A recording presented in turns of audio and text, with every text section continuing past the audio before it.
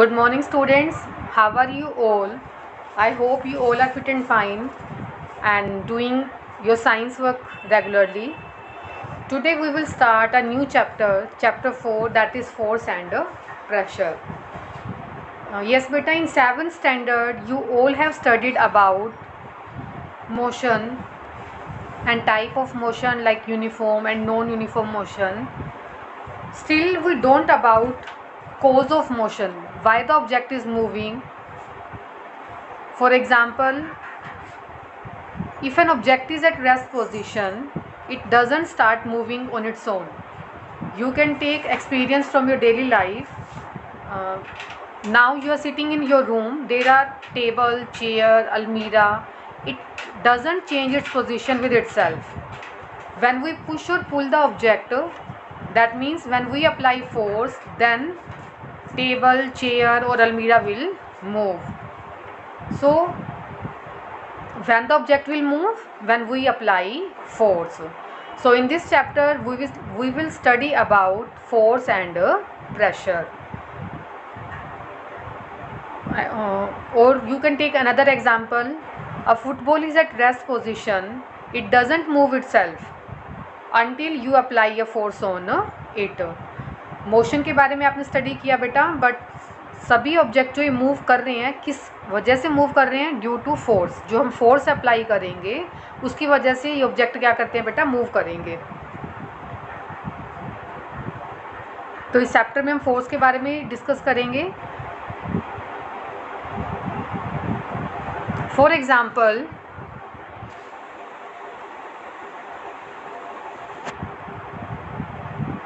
we can stop a ball rolling down an inclined plane by applying a force against the direction of its motion. Suppose that a ball is moving and when we apply force, then we can stop the ball. So force is a push or pull which comes into play when there is an interaction of one object with the other object. This is definition of force. What is force?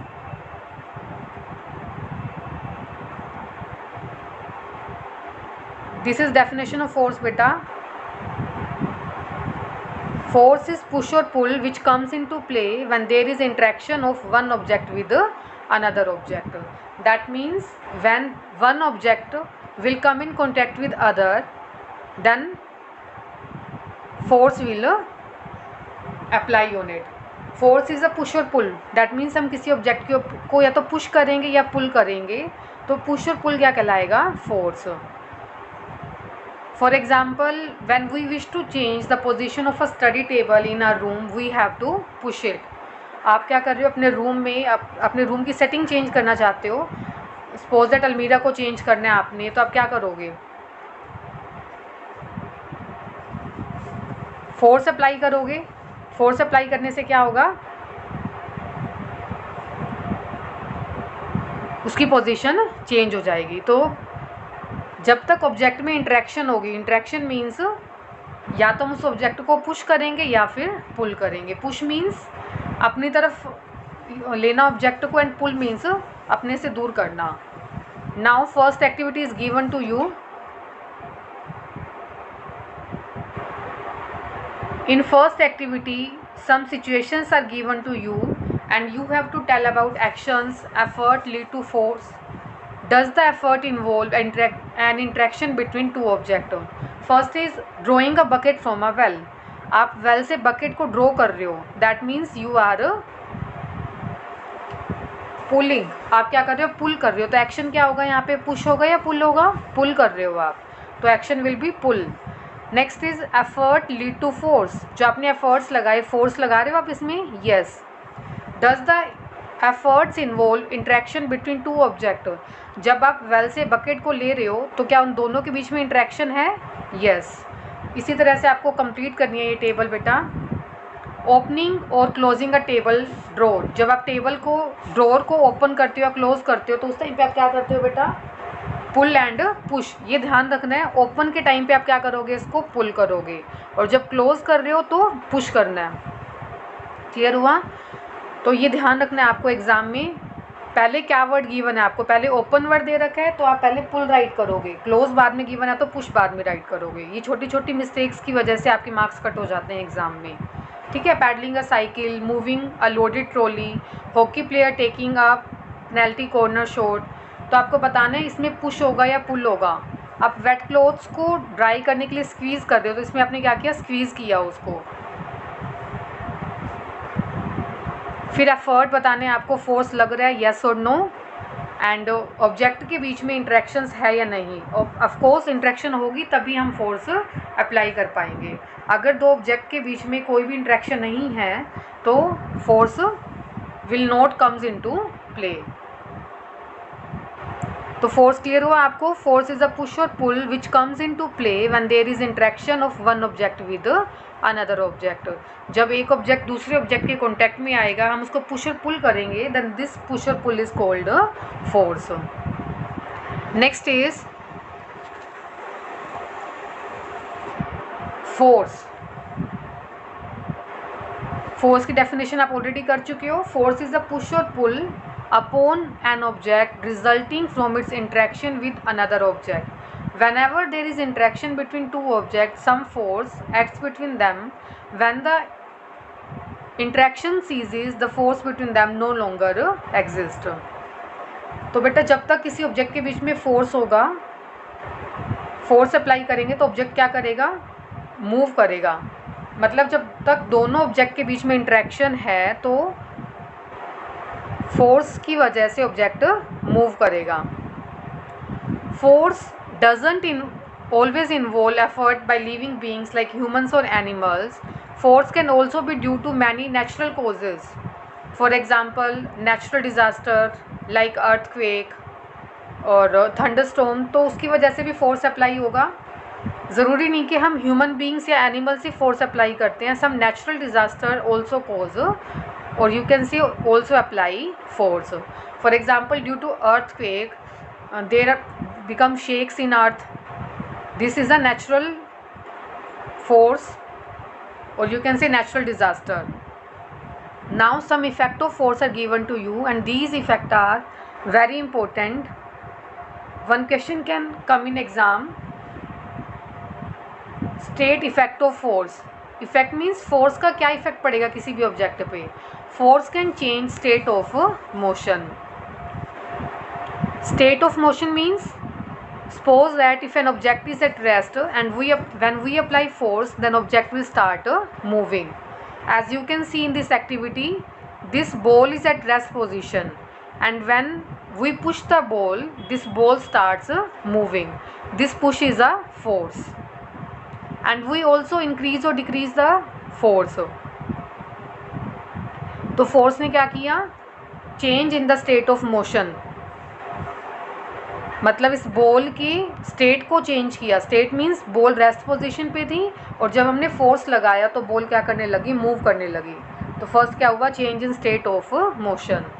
Rest से motion में भी ला सकते हैं हम force apply करके, और अगर कोई ऑब्जेक्ट मूव कर रहा है तो फोर्स अप्लाई करके हम उस ऑब्जेक्ट को रेस्ट पोजीशन में भी कर सकते हैं। Next is if we apply force at any angle then direction of ball will also move. As you can see in the third picture, अगर हम किसी एंगल पे फोर्स अप्लाई करेंगे बेटा तो क्या होगा, बॉल की पोजीशन मूव भी करेगी बॉल, साथ में डायरेक्शन भी चेंज हो जाएगी। पहले क्या कर रही थी, बॉल स्ट्रेट लाइन में मूव कर रही थी, बट अभी कुछ एंगल से ये मूव कर रही है, तो डायरेक्शन का चेंज होगा इसके अंदर। सो समराइज करके आपको गिवन है, we realise that if the applied force act on a body along its direction of motion, speed of body will increases. Second case में अगर हम फोर्स इसकी ऑपोजिट साइड लगाएंगे बेटा तो स्पीड क्या हो जाएगी, डिक्रीज हो जाएगी। एंड थर्ड केस में अगर हम फोर्स लगा रहे हैं किसी एंगल पर तो फोर्स क्या करेगा, बॉल की स्पीड को चेंज करने के साथ में उसकी डायरेक्शन भी चेंज हो जाएगी। तीनों पॉइंट क्लियर हुए। एक बार दोबारा से देखो, फर्स्ट पॉइंट में क्या गिवन है, अगर हम फोर्स बॉल की डायरेक्शन में अप्लाई कर रहे हैं, बॉल या फिर किसी भी ऑब्जेक्ट, कोई object suppose that east direction में मूव कर रहा है और हमने ईस्ट डायरेक्शन में फोर्स लगाया तो उसकी स्पीड क्या हो जाएगी, इंक्रीज़ हो जाएगी। But suppose that if an object is moving in west direction and we are applying force in east direction, that means we are applying force at in opposite direction, then speed will decreases. These both points are clear to you? If we apply force in same direction, then the speed of body will increases. But if we apply force in the opposite of direction of object, then its speed will decreases. And in third case, if we apply the force at an angle, then direction of object will changes. These three effects are very important. You can give example also. Next is, when a very small body hits a very large body, the force acting on both the bodies are equal in magnitude but opposite in direction. It's very simple beta. Suppose that there are two bodies, you can say two balls. Size of one ball is larger and the size of other ball is smaller. When these two balls hit each other, then small ball will move faster than the larger ball. You can take example of human being also. Suppose that two बच्चे खड़े हैं कोई भी, एक बच्चा जो है वो काफ़ी हेल्दी है, दूसरा जो है काफ़ी लाइट है, हल्का सा है वो, ठीक है। तो जब हम फोर्स अप्लाई करेंगे तो क्या होगा, जो बच्चा हल्का है जिसका वेट कम है वो जल्दी से मूव करेगा, उसके ऊपर फोर्स ज़्यादा लगेगा। बट जो हैवी है वो ज़्यादा मूव नहीं कर पाएगा। इसमें यही एग्जांपल दे रखा है बेटा आपको। जब आप बॉल को हिट करते हो तो दो बॉल्स आपको गिवन है, एक बॉल जो लाइटर है एंड सेकंड इज़ हैवियर। तो लाइटर बॉल जो है वो लार्ज डिस्टेंस कवर करेगी, मतलब उस पर फोर्स ज़्यादा हो जाएगा, जबकि जो हैवी बॉल है उस पर फोर्स कम लगेगा।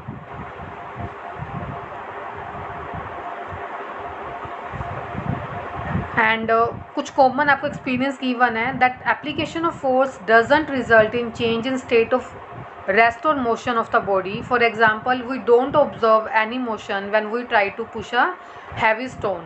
For example, if you try to move a wall, then this wall will not move because force always doesn't change the state of rest or motion. ज़रूरी नहीं कि आप फोर्स अप्लाई करते हो तो फोर्स हमेशा ही ऑब्जेक्ट की पोजीशन को चेंज करे।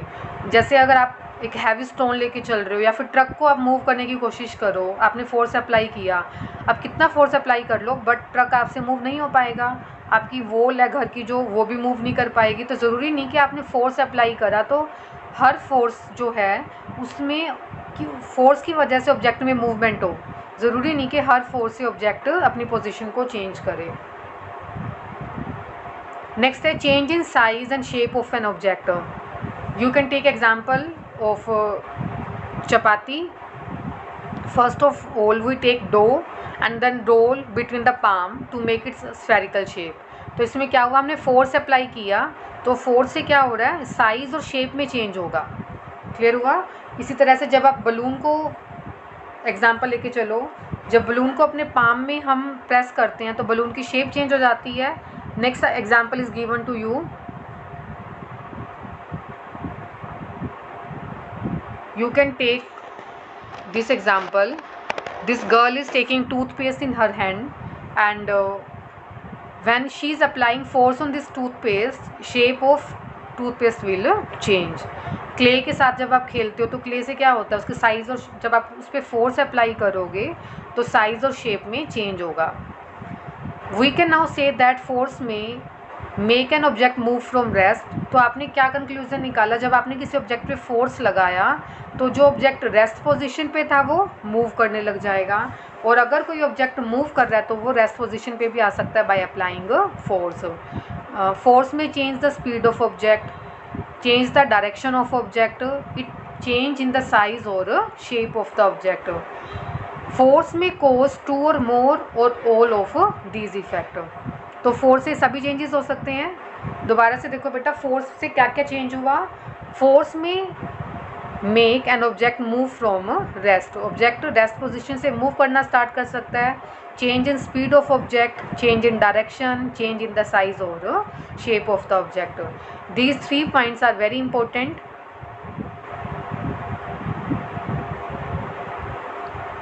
change the speed, change the direction and change in size or shape. So it is clear to you.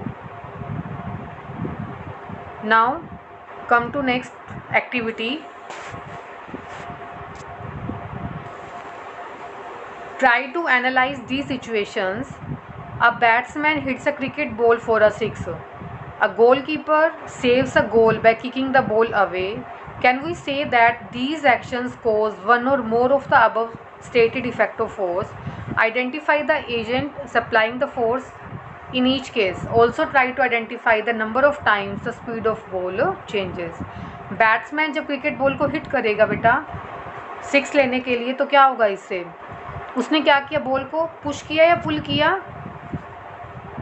Ball को क्या करेगा, वो पुल कर रहा है। इसी तरह से गोल कीपर्स जब अपने गोल को सेव करता है, then he also pulling the ball. तो इससे क्या होगा, आपको इफेक्ट ऑफ फोर्स बताने हैं। फोर्स क्या इफेक्ट पड़ेगा, बॉल की डायरेक्शन चेंज हो सकती है एंड स्पीड जो है वो इंक्रीज हो जाएगी। Next is an object continue be in motion with the same speed and in the same direction unless acted upon by an unbalanced force. This is known as law of inertia. Law of inertia is also very important. Listen again carefully. What is law of inertia? An object to be in motion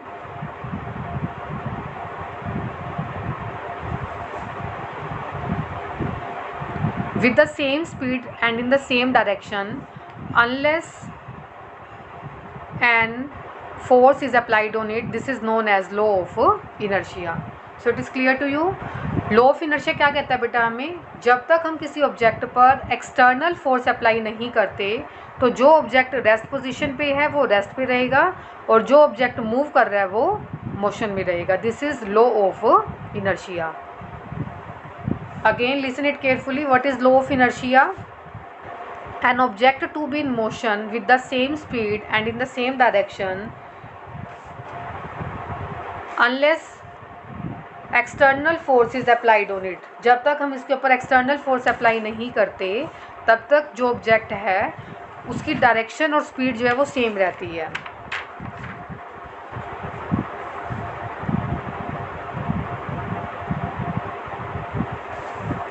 Next is factors associated with the magnitude of force needed.